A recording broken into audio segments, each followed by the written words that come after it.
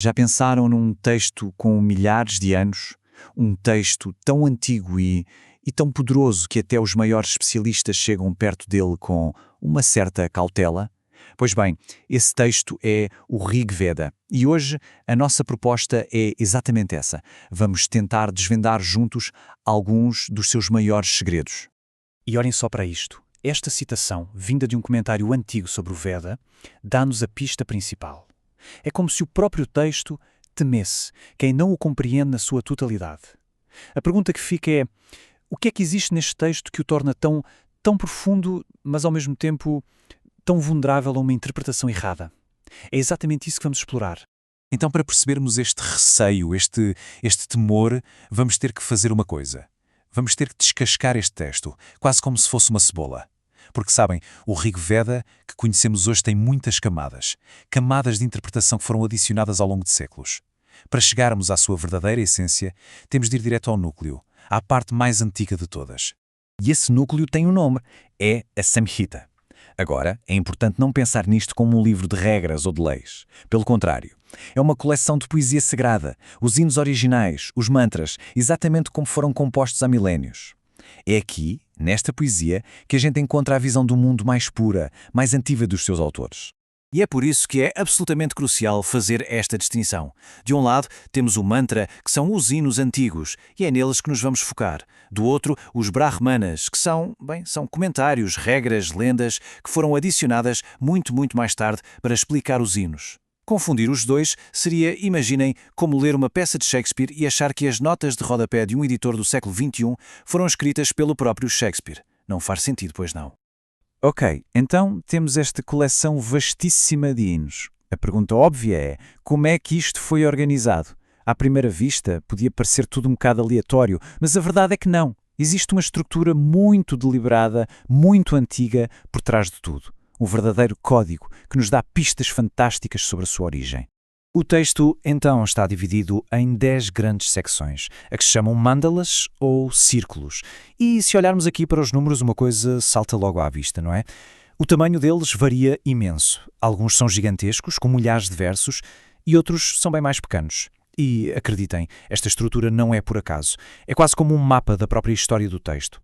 E aqui nestas imagens, essa variação de tamanho fica ainda mais clara, mais visual. Vejam só como os mandalas 1 e 10 se destacam. São muito maiores, verdade? Enquanto os livros que estão ali no meio, do 2 ao 7, parecem formar um núcleo mais coeso, mais compacto. E é precisamente esta diferença de escala que é a chave para descobrirmos quais são as partes mais antigas de todo o texto. É aqui que a coisa fica mesmo interessante. Os especialistas acreditam que este núcleo, os mandalas do 2 ao 7, são os chamados livros de família. O que é que isto significa? Significa que cada um destes livros está ligado a uma família, a uma linhagem específica de poetas sacerdotes. Eram eles que memorizavam e transmitiam estes hinos de forma oral, de pai para filho, durante séculos e séculos, muito antes de existir qualquer coisa escrita. É impressionante. Muito bem, já percebemos a estrutura, agora vamos mergulhar no mundo que estes hinos descrevem. E preparem-se porque pode haver aqui uma surpresa. Estamos a falar de um mundo de adoração muito focado na casa, no lar e nas forças elementares da natureza. Algo talvez bastante diferente daquilo que muita gente associa ao hinduísmo nos dias de hoje. Esqueçam a imagem de grandes templos de pedra. Não, nada disso. A adoração no Rig Veda era uma coisa doméstica. Acontecia em casa à volta do fogo. As oferendas eram simples, manteiga clarificada, o sumo de uma planta chamada soma. E as orações? As orações pediam bênçãos muito concretas, muito ligadas ao dia-a-dia. Riqueza, comida, uma vida longa, gado saudável e, claro, vitória nas batalhas. Coisas muito práticas. E quem é que estava no centro deste universo religioso? Essencialmente, duas figuras dominantes, que são, na verdade, duas forças da natureza personificadas. De um lado, Agni, o fogo. Ele era o mensageiro divino, aquele que levava as ofrendas da terra até aos deuses no céu. Do outro lado, Indra, o deus do firmamento, o grande guerreiro, com o seu raio, que lutava para libertar as águas das nuvens e trazer a chuva. E agora chegamos àquela que é talvez a maior revelação de todas. A descoberta que realmente muda a nossa forma de olhar para este texto antigo e que o separa, de uma forma muito clara, do hinduísmo como o conhecemos mais tarde. Shiva, Krishna, Rama, Durga, Kali. Estes nomes são, sem dúvida, o coração do hinduísmo moderno. Mas na camada mais antiga do Rig Veda, na Samhita, eles simplesmente não estão lá. Não existem. Não há uma única menção. É como se estivéssemos a olhar para um panteão de deuses completamente diferente. Uma fotografia de uma fase muito, muito mais antiga desta tradição religiosa. E a ausência não é só de deuses individuais. Conceitos que são absolutamente centrais para o hinduísmo posterior, como a ideia da Trimurti, a trindade de Brahma, Vishnu e Shiva, ou mesmo a adoração do Linga, nada disso se encontra aqui. São tudo desenvolvimentos, inovações que vieram mais tarde. Foram construídas sobre esta base, claro, mas não fazem parte do mundo original do Rig Veda. A pergunta que se põe é como é que este mundo antigo chegou até nós? É fascinante pensar nisto. Durante milhares de anos, o Rig Veda não era um livro, era um som, uma tradição oral sagrada, passada com uma precisão matemática de mestre para discípulo. Só muito, muito mais tarde é que um esforço académico gigantesco o transformou do canto que era para um texto que podemos ler e traduzir. E esta tarefa monumental começou a sério em meados do século XIX, com académicos europeus. Um dos grandes pioneiros foi este senhor, H.H. Wilson.